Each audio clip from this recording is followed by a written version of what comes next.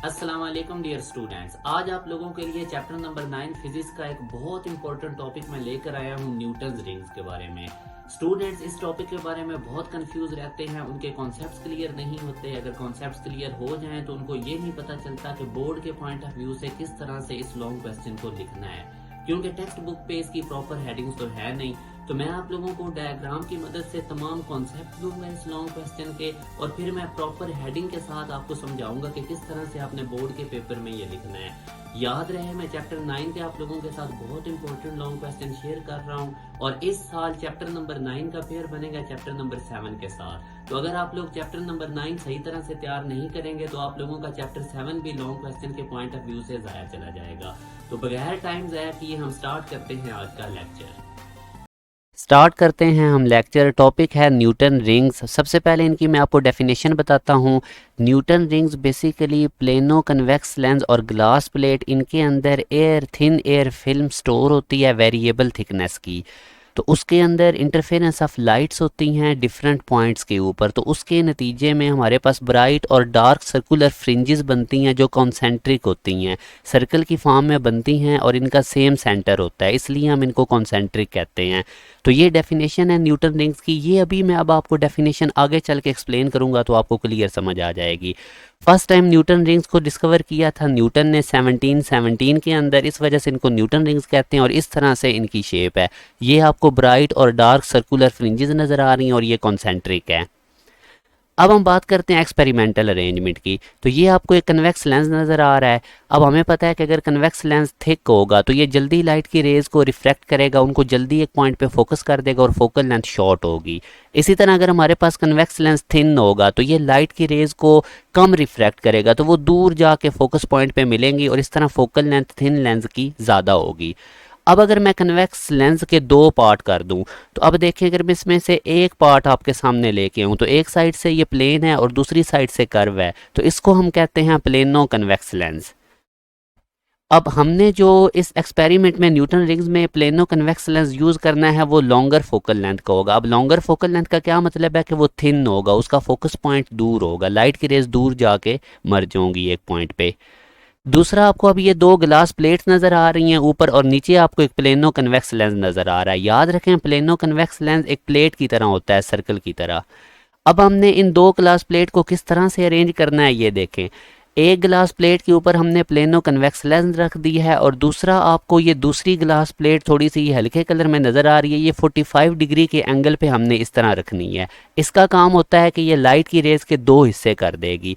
और ये आपको प्लेनो कन्वेक्स लेंस नज़र आ रहा है जो कि सर्कल की शेप का होता है और ये ग्लास प्लेट के ऊपर पड़ा हुआ है। तो यूँ हमारे पास एक्सपेरिमेंटल अरेंजमेंट में दो ग्लास प्लेट होंगी।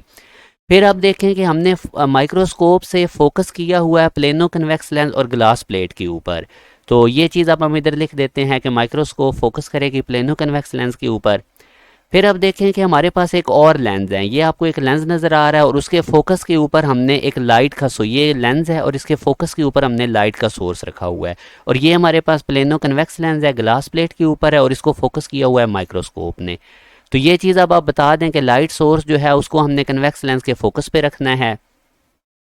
अब इधर देखें, सोर्स ऑफ लाइट ने क्या काम करना है, उसने लाइट जनरेट करनी है जो इस कन्वेक्स लेंस में से गुजरने के बाद ये जो ग्लास प्लेट 45 डिग्री के एंगल पे पड़ी थी इस पे स्ट्राइक करेगी।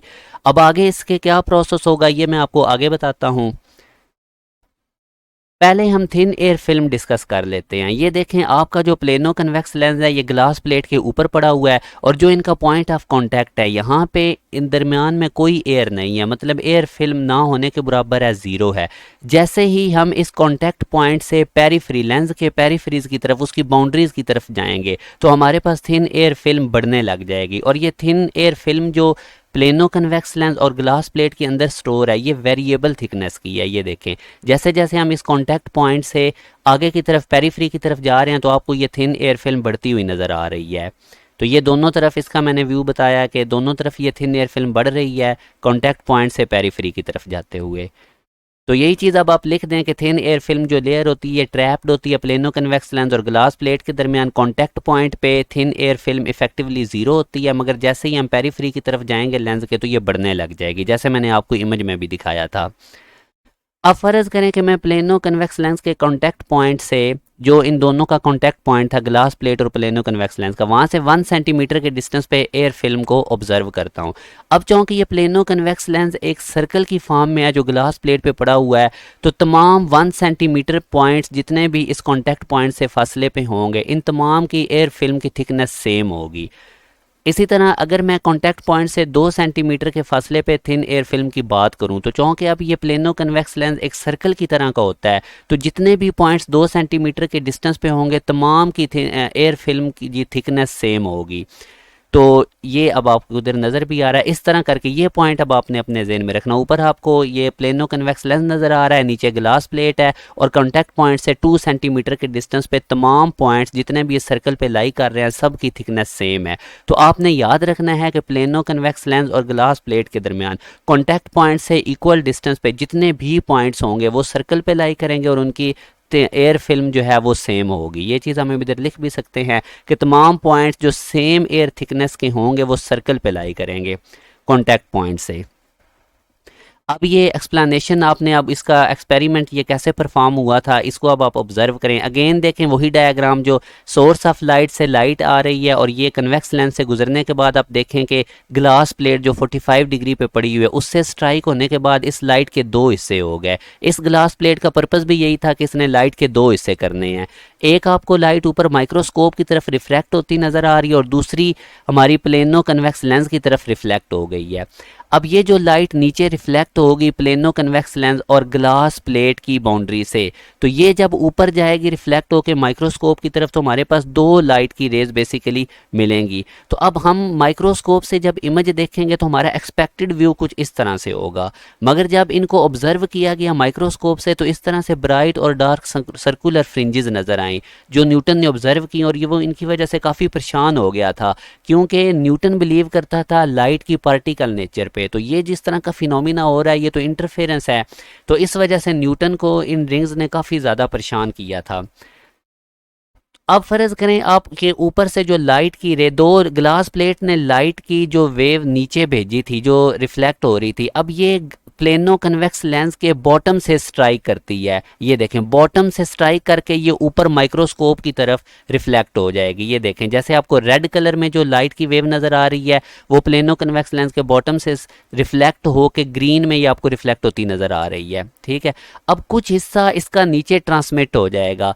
जब ऊपर से लाइट की रे आ रही थी वो इस प्लेनो कन्वेक्स लेंस में से गुजरने के बाद ग्लास प्लेट पे स्ट्राइक करेगी और फिर ऊपर को रिफ्लेक्ट हो जाएगी। तो यूं हमारे पास अब 2 लाइट की रे माइक्रोस्कोप की तरफ जा रही हैं। यहाँ से ऑब्जर्व करें, ये जो ब्लू कलर में लाइट की रे आपको नज़र आ रही है प्लेनो कन्वेक्स लेंस के बॉटम से स्ट्राइक करके ऊपर माइक्रोस्कोप की तरफ जा रही है, और ये जो रेड कलर की आपको वेव नज़र आ रही है ये इस प्लेनो कन्वेक्स लेंस में से ट्रांसमिट हुई गुजर के नीचे ग्लास प्लेट में से ये रिफ्लेक्ट होकर ऊपर माइक्रोस्कोप की तरफ जा रही है। तो आप फ़र्ज़ करें कि इन दोनों प्लेनो कन्वेक्स लेंस और ग्लास प्लेट इनके दरमियान यहाँ एयर फिल्म इस तरह से थी कि जो ये दोनों लाइट की रेज ऊपर की तरफ जा रही हैं, इस तरह से जा रही हैं कि क्रस्ट पे क्रस्ट आ रहा है और ट्रफ पे ट्रफ आ रहा है। तो जब इन दोनों लाइट की रेज को हम ऊपर माइक्रोस्कोप की मदद से इस पॉइंट को ऑब्जर्व करेंगे तो हमें इस तरह से एक ब्राइट स्पॉट नज़र आएगा।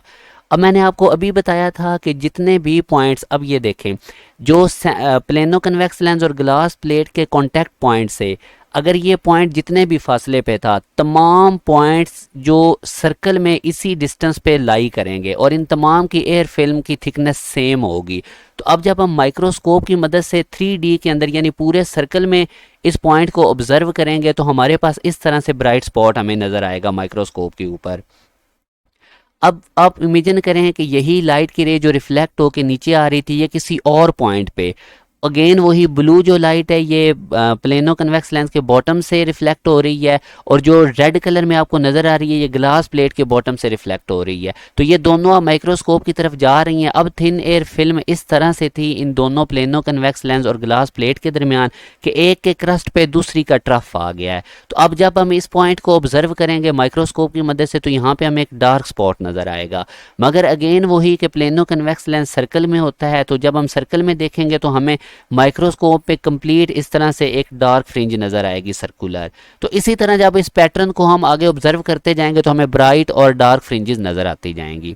तो यही चीज़ अब आपने एक्सप्लेनेशन में लिख देनी है कि ग्लास प्लेट जी पे जब पैरेलल बीम मोनोक्रोमेटिक लाइट की स्ट्राइक की तो उसने आगे उसके दो पार्ट किए और एक पार्ट उसने प्लेनो कन्वेक्स लेंस की तरफ रिफ्लेक्ट किया और वहाँ से अब लाइट की रेज थिन एयर फिल्म जो प्लेनो कन्वेक्स लेंस और ग्लास प्लेट के दरमियान में थी, कुछ लाइट की रेज उसके बॉटम से रिफ्लेक्ट हुई और कुछ एयर फिल्म के टॉप से रिफ्लेक्ट हुई। जैसे मैंने आपको भी डायग्राम में भी बताया था, जब हमने उनको माइक्रोस्कोप की मदद से देखा तो हमें alternate circular dark and bright fringes नज़र आई और इन्हीं को हम न्यूटन रिंग्स कहते हैं। और ये थिन एयर फिल्म के अंदर इंटरफेरेंस हो रही थी क्योंकि थिकनेस कॉन्टैक्ट पॉइंट से वेरी कर रही थी, मगर अगर एक पॉइंट पे ब्राइट स्पॉट था तो पूरे सर्कल में प्लेनो कन्वेक्स लेंस के वहाँ पे ब्राइट ही होगा। उसके बाद अब एक क्वेश्चन यहाँ से आता है कि सेंट्रल फ्रिंज डार्क क्यों होती है न्यूटन रिंग्स के अंदर। अब ये देखें, ये वो अगेन कॉन्टैक्ट पॉइंट है प्लेनो कन्वेक्स लेंस और ग्लास प्लेट के दरमियान। कॉन्टैक्ट पॉइंट पे thin air film almost zero है। अब हमें पता है कि जब लाइट की रे डेंसर मीडियम से स्ट्राइक करे, जैसे आपको ये नज़र भी आ रहा है, अगर क्रस्ट स्ट्राइक करेगा तो वो वापस जाते हुए ट्रफ बन जाएगा और यूँ λ/2 की शिफ्ट आएगी और जब क्रस्ट ट्रफ में कन्वर्ट होता है तो पार्ट डिफरेंस λ/2 का आता है और डिस्ट्रक्टिव इंटरफेरेंस होती है। अब अगेन आप कॉन्टैक्ट पॉइंट को देखें, आपको कॉन्टैक्ट पॉइंट के ऊपर ये रेड कलर में लाइट की रे नज़र आ रही है जो कॉन्टैक्ट पॉइंट से रिफ्लेक्ट होगी। अब चाहो कि यहाँ पे एयर फिल्म तो है नहीं, तो ये डेंसर मीडियम है और जैसे ही अब लाइट की रे इसकी डेंसर मीडियम पे स्ट्राइक करेगी तो ये अब देखें रेड कलर वाली लाइट का क्रस्ट ट्रफ में कन्वर्ट हो गया और टोटल पार्ट डिफरेंस λ/2 का क्रिएट हुआ है। तो अब ये वापस जाते हुए आप देखें क्रस्ट पे ट्रफ आ रहा है, तो जब हम इसको माइक्रोस्कोप से ऑब्जर्व करेंगे तो हमें डार्क स्पॉट नज़र आएगा। ये एक और डायग्राम से आप समझिए, अगेन देखें, ये अब हमारे पास लाइट की रे जो इनके कॉन्टैक्ट पॉइंट पे स्ट्राइक कर रही है, क्रस्ट नज़र आ रहा है, जैसे ये रिफ्लेक्ट होगी तो ट्रफ बन जाएगी, तो एडिशनल पार्ट डिफरेंस λ/2 का होगा और इसको जब आप माइक्रोस्कोप से देखेंगे तो हमें डार्क स्पॉट नज़र आएगा। तो यही चीज़ अब आपने इधर लिख देनी है कि कॉन्टैक्ट पॉइंट के ऊपर ग्लास प्लेट और लेंस के कॉन्टैक्ट पॉइंट पे thickness of air film zero होती है, इसी वजह से एडिशनल पार्ट डिफरेंस λ/2 का क्रिएट होता है और हमारे पास जो सेंट्रल न्यूटन की रिंग्स हैं वो डार्क होती हैं। मगर ये रिफ्लेक्टेड लाइट के केस में था। ये बहुत इंपॉर्टेंट चीज़ मैं आपको बताने लगा हूँ। अगर ट्रांसमिटेड लाइट के केस में ट्रांसमिटेड लाइट से हम न्यूटन रिंग्स को ऑब्जर्व करेंगे तो फिर सेंट्रल स्पॉट हमें ब्राइट नज़र आएगा। ये देखें, अब ट्रांसमिटेड लाइट का क्या मतलब है कि वो इस सेंट्रल जो एयर जिनका कॉन्टैक्ट पॉइंट है इसमें से पास कर जाएगी, तो और इसको जब हम नीचे से ऑब्जर्व करेंगे तो हमें न्यूटन रिंग्स का सेंट्रल स्पॉट ब्राइट नज़र आएगा क्योंकि कोई भी एडिशनल पार्ट डिफरेंस क्रिएट नहीं हुआ λ/2 का। तो यहाँ से अब आप लोगों ने ये इंपॉर्टेंट एक्सपेरिमेंटल रिजल्ट्स याद रखने हैं कि न्यूटन रिंग्स का सेंट्रल स्पॉट डार्क होगा। कब डार्क होगा? जब हम उसको रिफ्लेक्टेड लाइट से ऑब्जर्व करेंगे न्यूटन रिंग्स को, और अगर हम न्यूटन रिंग्स को ट्रांसमिटेड लाइट से ऑब्जर्व करेंगे तो फिर कोई भी फेज चेंज नहीं आएगी और सेंट्रल स्पॉट ब्राइट होगा। और दूसरा, अगर हम न्यूटन रिंग्स का ये जो इसको अपरेटस को अगर हम लाइट के वाटर के अंदर इमर्स कर देते हैं तो फिर चूँकि वाटर की जो वेव लेंथ है, वाटर लाइट की जो वेव लेंथ है वो कम हो जाएगी जब हम इस पूरे अपरेटस को वाटर के अंदर इमर्स करेंगे, तो इस वजह से इंटरफेरेंस का फ्रिंजेस जो हैं ये भी रिड्यूस हो जाएंगी। तो ये 3 एक्सपेरिमेंटल रिजल्ट्स आप लोगों ने याद रखने हैं। अब कंडीशन मैक्सिमा और मिनिमा के लिए मैं एंड पे आपको बताता हूँ। तो ये रिफ्लेक्टेड लाइट के केस में हमें पता है कि सेंट्रल स्पॉट हमारे पास डार्क होता है। तो अब अगर हम सेंटर से मेजरमेंट करेंगे तो मैक्सिमा की ये कंडीशन होगी d sin theta equal to m plus half lambda, और मिनिमा की कंडीशन बन जाएगी d sin theta equal to m lambda, क्योंकि हम सेंटर से मेजरमेंट ले रहे हैं और सेंटर पे डार्क स्पॉट बन रहा है और इस वजह से हमारे पास जो मिनिमा है वो d sin theta equal to m lambda होगा और जो मैक्सिमा है वो d sin theta equal to m plus half lambda होगा। तो ये सारा था न्यूटन रिंग्स के बारे में। अगर आपको किसी जगह पे कोई कन्फ्यूजन हो तो आप कमेंट सेक्शन में भी पूछ सकते हैं और अगेन आप उस वीडियो को रिवर्स करके उस पॉइंट को अगेन वो सुनेंगे तो आपको फुली क्लियर हो जाएगा। अपना ख्याल रखिएगा। अल्लाह हाफिज़।